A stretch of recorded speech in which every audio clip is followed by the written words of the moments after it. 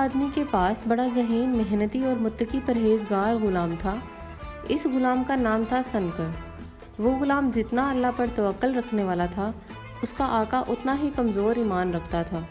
ایک صبح آقا نے غلام کو آواز دی کہ غسل کے لیے جانا ہے، ضروری سامان حمام میں پہنچا دو۔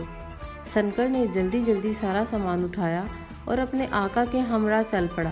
حمام کے قریب ہی ایک مسجد تھی اور فجر کی اذان کی آواز آ رہی تھی۔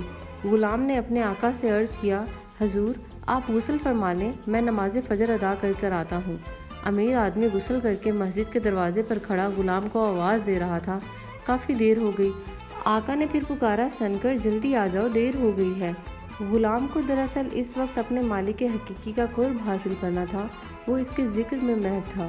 آخر امیر نے تنگ آ کر آواز دی، سنکر اب تو سارے نمازی مسجد سے جا چکے ہیں، تو اکیلا مسجد میں کیا کر رہا ہے؟ وہ کون ہے جو تجھے مسجد سے باہر نہیں آنے دے رہا؟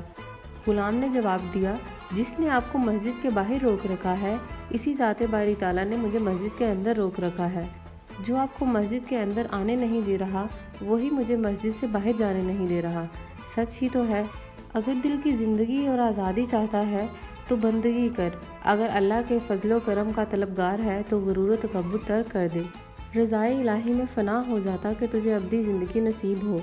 مومن کو مسجد میں سکون ملتا ہے، باب ہدایت کو اللہ کھولتا ہے۔ دانائی کی دلیل اللہ تعالیٰ کی شکر گزاری ہے۔ تو دوستو، ہمیں سبق یہ ملتا ہے کہ ہر کام اللہ کی عطا کردہ توفیق سے انجام پاتا ہے۔